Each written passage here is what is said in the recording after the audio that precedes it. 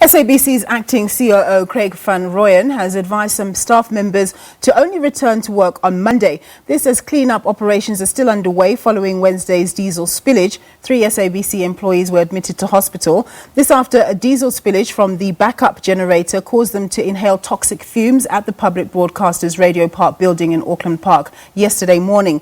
A city power outage resulted in the internal system switching to a backup generator, and due to the aging equipment, the diesel tank started overflowing. Radio Park staff have been told to stay home for the rest of this week while clean-up operations continue. 3 employees were hospitalized after inhaling diesel fumes. 2 have since been discharged. We suspected it was a valve, which then cascaded down the whole building from the 17th floor, which became a huge health and safety risk. The challenge with that is that you don't know when diesel can spark, and we also had 3 employees who were submitted to hospital. One of them is still in a critical condition in the intensive unit, and we wish that employee well and a speedy recovery. And for that reason, we place our staff first, and we look after the operational issues secondly when it comes to these types of issues. Questions remain about aging infrastructure and the safety of staff who work at the building. Management says it's investigating the cause of the spillage.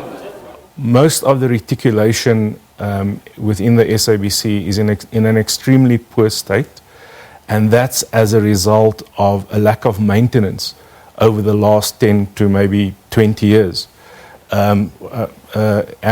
Most of the maintenance required for these aging equipment really needed to be maintained within the last 5 years.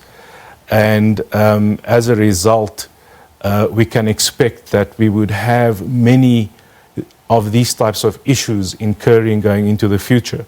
I must add also that based on the incident that happened yesterday, we're not exactly sure whether it was a valve, because we are still waiting for people to go into the building to do an evaluation and give us a report as to exactly what had happened there. Van Rooyen says money needed for maintenance and repairs is being used to pay staff salaries.